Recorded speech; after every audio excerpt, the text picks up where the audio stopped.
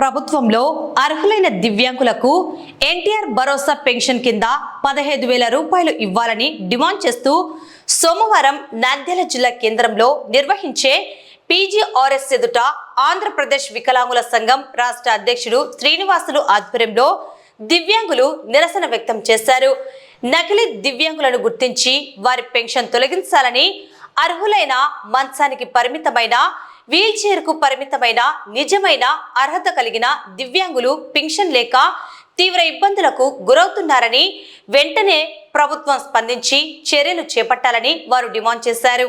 ఈ రోజు ప్రధానంగా నంద్యాల కలెక్టర్ గారి కార్యాలయం దగ్గర మేము కార్యక్రమం ముఖ్య ఉద్దేశం ఏంటంటే, రాష్ట్ర ప్రభుత్వం కూటమి ప్రభుత్వం అధికారంలోకి వచ్చిన వెంటనే దివ్యాంగుల సంక్షేమం కొరకు, అభివృద్ధి కొరకు నారా చంద్రబాబు నాయుడు గారు కూటమి ప్రభుత్వం ఆ రోజు అధికారంలోకి వచ్చిన వెంటనే 6,000 రూపాయల పెన్షన్, 10,000 రూపాయల పెన్షన్, 15,000 రూపాయల పెన్షన్ ఇస్తామన్నారు.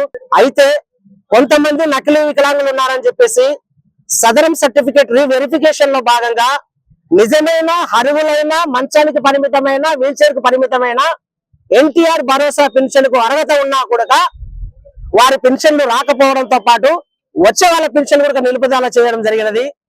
దయచేసి కూటమి ప్రభుత్వం మానవత్వంతో ఎవరైతే వీల్ చైర్ కు మంచానికి పరిమితమైనామో వారికి ఎన్టీఆర్ భరోసా పెన్షన్ 15,000 రూపాయలు పెంచాలని చెప్పేసి ఈ రోజు నంద్యాల జిల్లాలో కలెక్టర్ గారి కార్యాలయం దగ్గర ఈ యొక్క కార్యక్రమం నిర్వహిస్తున్నాం సార్.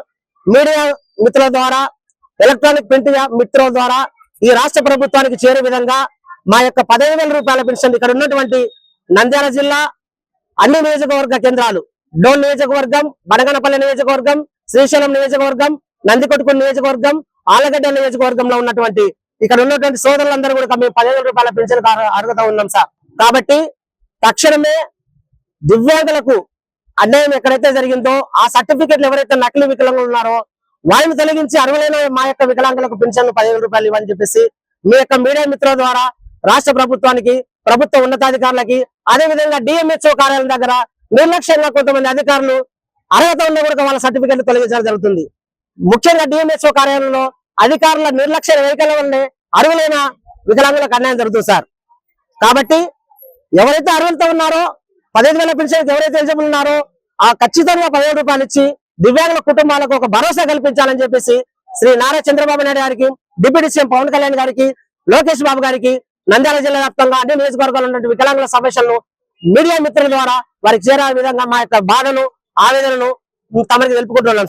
ఏంటంటే శ్రీశైలం నియోజకవర్గం ఆత్మకూరు పట్టణంలో ఎన్ఎస్ జిల్లాని అని చెప్పేసి 68 ఏళ్ల వికలాంగుడు సార్, వాళ్ళమ్మ 90 ఏళ్ల వృద్ధురాలు సార్. వీరి యొక్క ఇంటిలో వేరే వాళ్ళు బాడీగా ఉండి ఇల్లు ఖాళీ చేయమని చెప్పేసి మేము స్పందనలో ఎస్పీ గారికి ఇచ్చాం, కలెక్టర్ గారికి చాలా సార్లు అర్జిస్తే ఇది సివిల్ మ్యాటర్ అయ్యా, మీరు కోర్టుకు వెళ్ళండి అన్నారు. సార్ మా ఇల్లు మా పేరు మీద పెట్టుకొని మేము ఎట్లా కోర్టుకు పోతాం సార్? ఆల్రెడీ కోర్టుకు వేసుకున్నాం, కోర్టు నుంచి మేము అది విత్డ్రా చేసుకున్నాం సార్. మీరు న్యాయం చేయండి సార్, మేము కోర్టుకు వెళ్ళలేము, పెన్షన్ మీద ఆధారపడి బతుకుతున్నాం సార్. 68 ఏళ్ల వృద్ధుడు వికలాంగుడు, 75-90 సంవత్సరాల వికలాంగుడు తల్లి ఉంది, వారి కుటుంబ సభ్యులు ఎక్కడ ఉన్నారు సార్?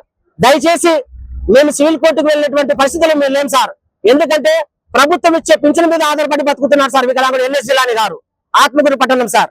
దయచేసి నారా చంద్రబాబు నాయుడు గారు, లోకేష్ బాబు గారు, డిప్యూటీ సీఎం పవన్ కళ్యాణ్ గారు ఆత్మకూరులో మా యొక్క దివ్యాంగుల ఇంట్లో అక్రమంగా ఉండి ఇల్లు ఖాళీ చేయకుంటున్నట్టు వారి మీద ఉన్నతాధికారులు చెల్లేసుకొని మా యొక్క దివ్యాంగుడికి న్యాయం చేయాలని చెప్పేసి మీడియా మిత్రులు తెలియజేస్తున్నాం సార్.